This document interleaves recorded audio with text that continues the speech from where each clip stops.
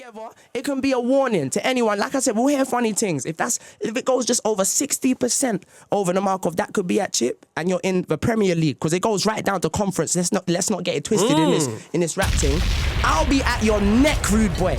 It's not a game. Ain't nothing changed now that you can book and go by yourself. You coming in here and you doing all this, make sure you're really about all that, innit? In a grime beef stretching over a year, these two guys have found massive success in their careers during this period, and both are still trading shots when the opportunity arises.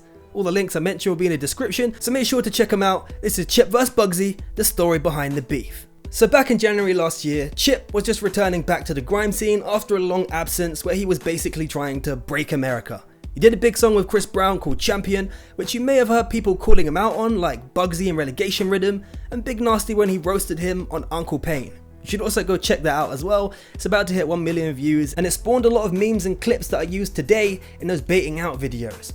But anyway, Chip was on the Charlie Sloth rap show doing a fire in the booth, and this became pretty legendary because he challenged anyone in the UK scene who thinks they're good enough to come at him. So it was a real open invite to anyone.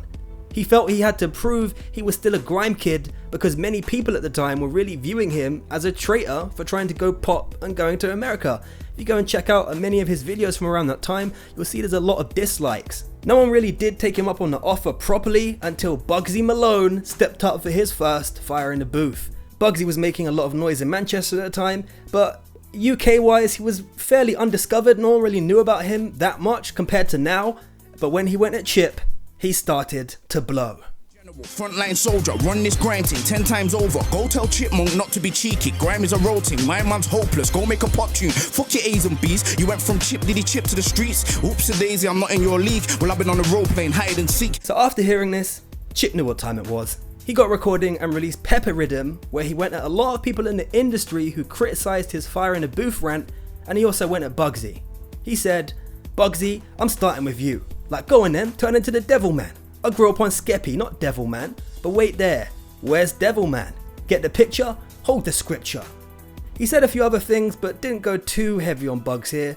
A week passed and Bugzy dropped Relegation Riddim, going at Chip for the whole track. One of the most notable verses being, "With that shit on the back of his head, he looks like Sonic the Hedgehog from Sega. I thought you were signed to a major.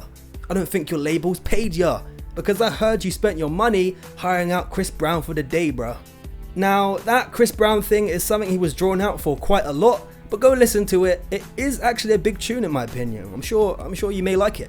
Chip then came back with one of his most underrated diss tracks, The End, where the beat was hard and he wasn't super direct with this one, which is why it may have slightly flown under the radar compared to the others, but it was also one of the best. Chip felt he basically put Bugzy on and was responsible for giving him his career. And whilst I don't completely agree with that, it's hard to deny he didn't get a lot of the popularity he's enjoying now from dissing Chip.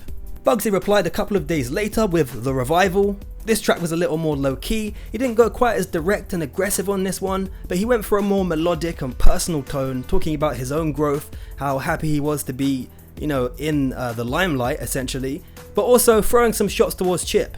Now after this came the most memorable part of the beef. Now a lot of people believe finished it and made Chip the winner, because he dropped 3 songs back to back.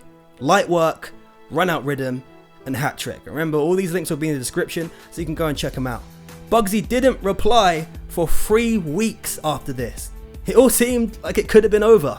It seemed like it was over, until Chip decided to go for the jugular.